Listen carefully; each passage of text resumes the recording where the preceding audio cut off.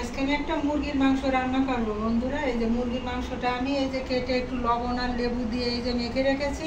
হ্যাঁ, জলটা আমি ফেলে দিয়েছি এরকম করে। আর আমি এই যে শর্টকাটের জন্য আলুটা এভাবে আমি ভেজে রেখেছি। এই যে আলুটা আর মশলার মধ্যে জিরে, ধনে, আদা, শুকনো মরিচ আর হচ্ছে হলুদটা এই যে আমি গুলে রেখেছি, একবারেই দিয়ে দেবো।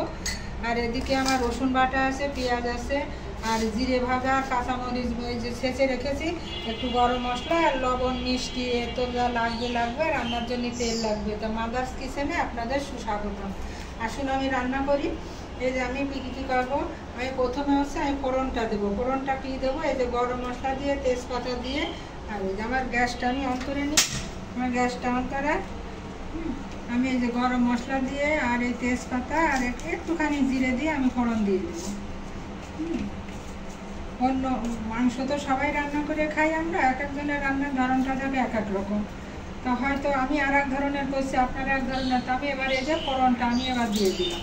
হ্যাঁ, ফোড়নটা আছে কি জিরে, গরম মশলাটা আছে গোলমরিচ, লবঙ্গ, দারচিনি আর এই যে একটা তেজপাতা মাদা ফাটিয়ে দিয়েছি। এটা আমি দেওয়ার পরে আমি চিনি দেবো। আর মাদার্স কিচেনে একটু চিনির ব্যবহার সবসময় থাকে। আমি একটু চিনি দেবো ফোড়নে। চিনিটা কিন্তু জাস্ট এটাই কালার আসবে, তাই ছাড়া অন্য কিছু নেই।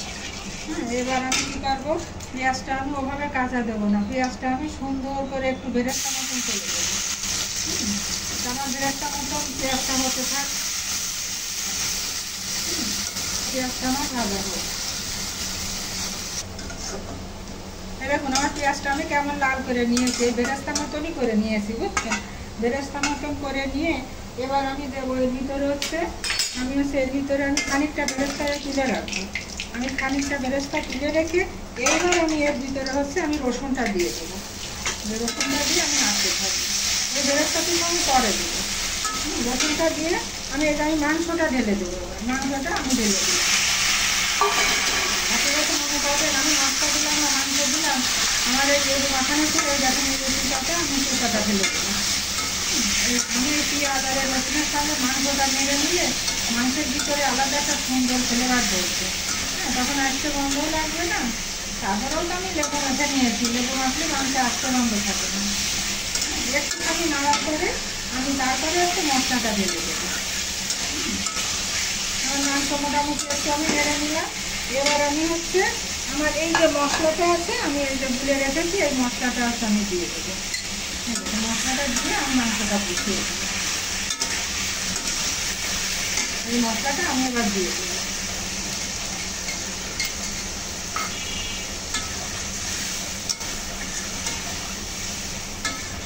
মশলাটা দিয়ে এই করে কষিয়ে নিয়ে আমি আমার আলুগুলো দিয়ে দেবো। কেননা এই মাংস তো বেশি সময় সিদ্ধ হবে না, আলুটার সঙ্গে সিদ্ধ হয়ে যাবে।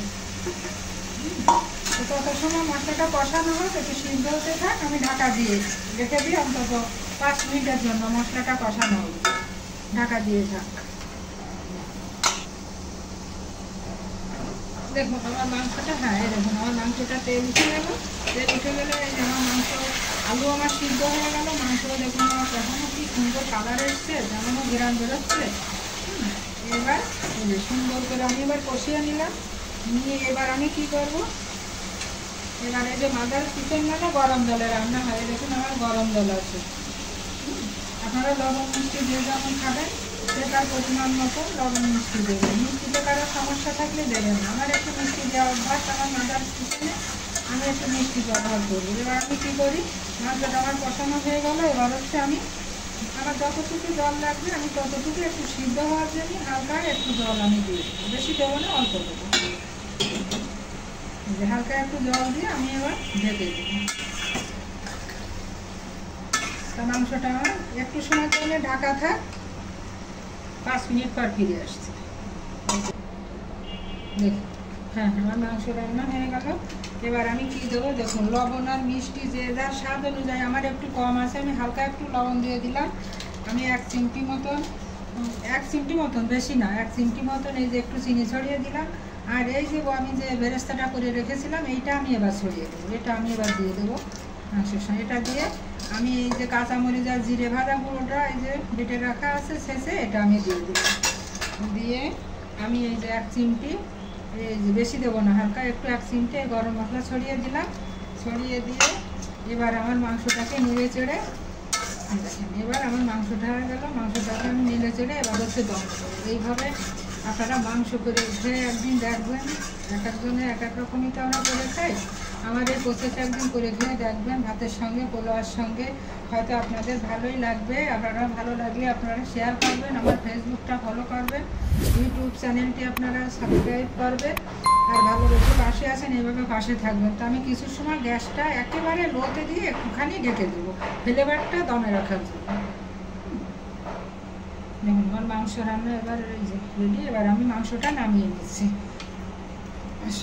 মাংসটা আমি এবার ঢেলে নিই।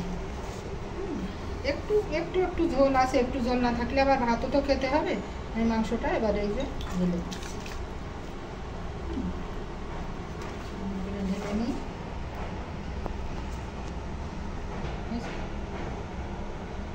তৈরি হয়ে গেল আমার মুরগির মাংস রান্না। এইভাবে আপনারা রান্না করে খেয়ে দেখুন কেমন লাগে। আমার এই রেসিপিটা যদি আপনাদের ভালো লাগে আপনারা শেয়ার করবেন, লাইক কমেন্ট দিয়ে পাশে থাকবেন। আমার ভালোবেসে যেভাবে পাশে আছেন এতদিন এইভাবেই থাকবেন। ইউটিউব চ্যানেলটি আপনারা সাবস্ক্রাইব করবেন। আর এই দেখুন আমার মাংস রান্না তৈরি হয়ে গেল।